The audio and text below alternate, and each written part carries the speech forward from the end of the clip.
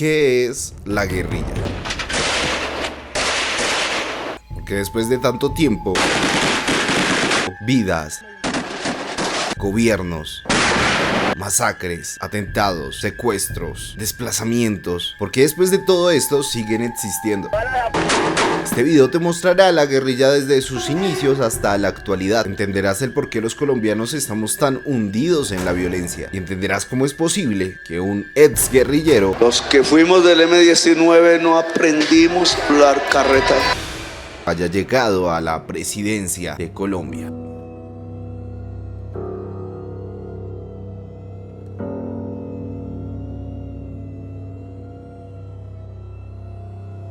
El origen de la guerrilla es incierto, más porque ¿qué es una guerrilla? ¿Es lo mismo una guerrilla aquí que en algún otro lado del mundo? O aún más complicado, ¿es lo mismo una guerrilla actual que una guerrilla hace 100 años? Y bueno, para resolver estas incógnitas debemos hacer un viaje al pasado. Tomaremos como referencia este libro de David Bushnell, Colombia, una nación a pesar de sí misma, que se supone que nos cuenta toda la historia de Colombia hasta los 90. Este hombre estadounidense, por cierto, es un gran académico y especialista en historia latinoamericana, es decir, no es cualquiera parecido, y lo necesito a él y a otros autores porque no había TikTok para ponerse ahí a hacer bailecitos y documentar todo. Por lo menos en este fragmento de la historia debemos hacerle caso a los historiadores.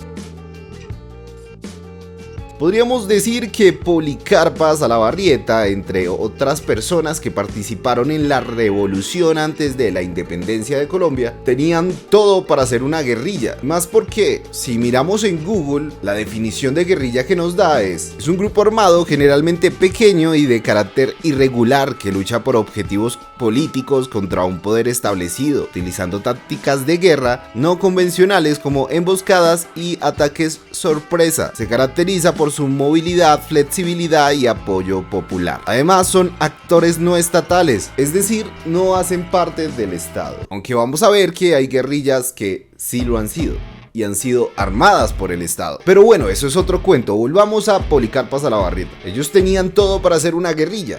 Estaban reunidos, escondidos, armados y sobre todo en contra del gobierno de turno, que en ese caso eran los españoles. Hostia, macho, tío, gilipollas. Sin embargo, a día de hoy todo funciona diferente. A diferencia de cuando nos dominaban los españoles, ahora no dependemos de otro país o otra nación. ¿O sí? ¿Les pasa que quieren ver algo raro? Por ejemplo, no sé, Betty la Fea, pero con doblaje en japonés.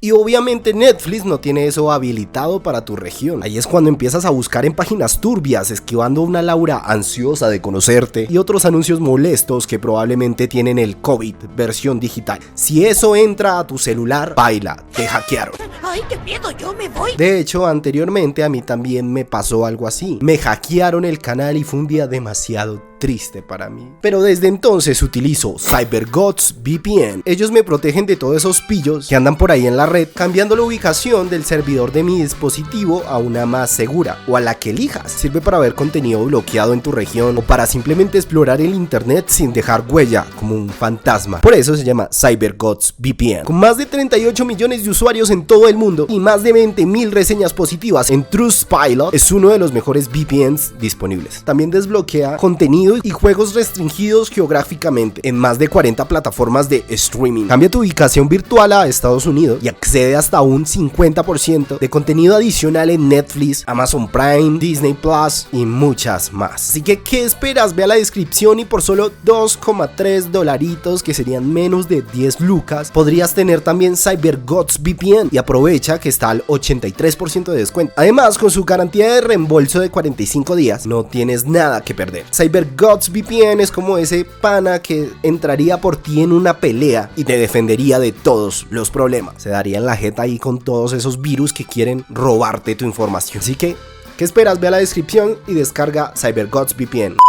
Y a pesar de que vamos a encontrar muchas coincidencias con lo actual, como colombianos desde hace 200 años estamos repitiendo nuestra historia constantemente y cometiendo los mismos errores, podríamos decir que esta fue la primera guerrilla, una a la cual no le encontramos de todo un nombre, pero en cuanto llega la independencia, Colombia nuevamente se divide. Recuerden, no hay peor enemigo para un colombiano que otro colombiano. Cuando por fin decidimos romper lazos con España, fue entre 1781 como hasta 1819, y en este periodo pasaron varias cosas, entre ellas la independencia, algo llamada la patria boba, que fue donde básicamente los líderes de la independencia no sabían qué monda hacer y se pusieron a pelear entre ellos, la consolidación de la Gran Colombia, la caída de la Gran Colombia, porque también se pusieron a pelear entre ellos y de paso perdimos gran parte de nuestro territorio. Y perdón si me paso estas fechas tan rápido, pero es que no encontramos una guerrilla como tal vez sí algunas revueltas, pero hasta ahora con pocos nombres. Luego de esto procedemos a hacer la Nueva Granada Independiente, y sí, en efecto, Colombia ha tenido muchos nombres a lo largo de su historia, incluso nos hemos llamado hasta los Estados Unidos de Colombia. Hágame el hijo de puta favor. Y es un tema muy interesante, pero lo vamos a esquivar en esta oportunidad porque estamos buscando otra cosa. Y tenemos que ir un poco más adelante porque algo que sí da inicio a la guerrilla es la creación de los partidos políticos, liberal y conservador, que son como agua y aceite, como Millos y Santa Fe, como los Team Frío y los Team Caliente, enemigos naturales. Pero la creación de estos partidos se da luego de muchísimas cosas. Podemos ver que ya hay pequeños revoltosos y revolucionarios.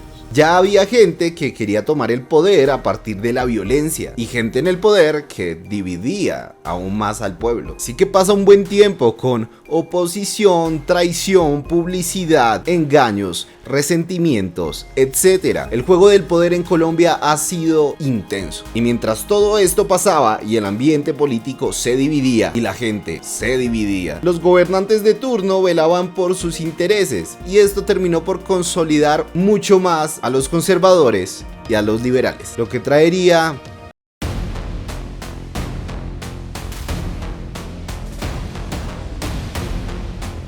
esta guerra como tal fue una guerra civil, y la idea de guerrilla aquí se desvanece un poco porque tengan en cuenta que ya éramos una democracia, se elegía un presidente y se supone que deben hacerle caso al presidente, pero no, aquí lo único que se desea es llegar al poder, ya lo que se hace con él no les importa. Y este conflicto duraría de 1899 a 1902, sin importar si caían niños, mujeres, hombres, ancianos, incluso podría apostar que hasta animales. Y me da mucha risa que ChatGPT pone que la violencia bipartidista nace entre 1946 y 1966, cuando nos damos cuenta que no, que muchos años atrás ya se estaba generando esa violencia en el país. Pero sin embargo debemos saltar a ese periodo de 1946 a 1966, que los historiadores lo han llamado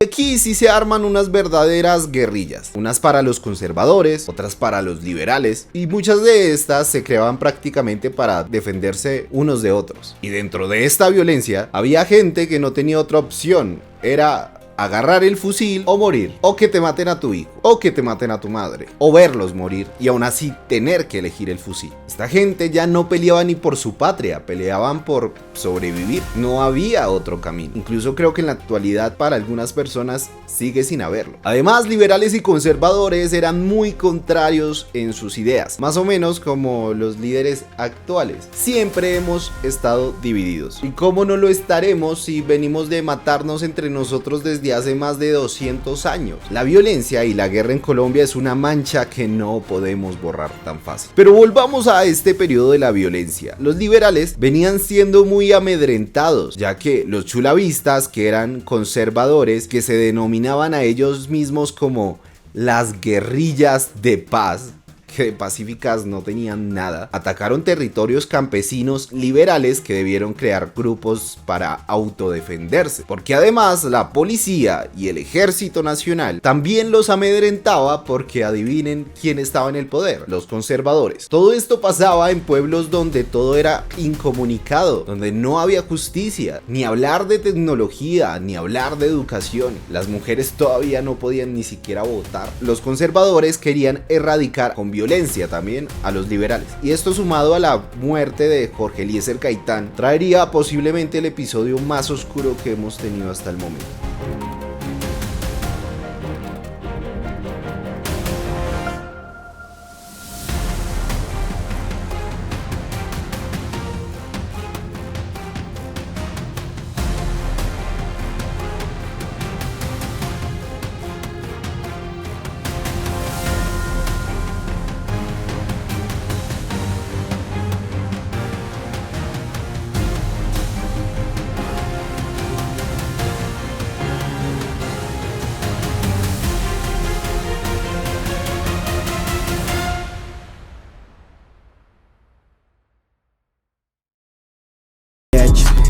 Porque los izquierdos siempre odiaron este mundo. Ahora el corazón está que se sale del pecho por tocar el alma, aunque sea por un segundo. Seguro esperaban algo más profundo, y que más profundo que las entrañas de mi alma. Para la droga siempre doy un sí rotundo. Para la soga yo me iré si no me amas.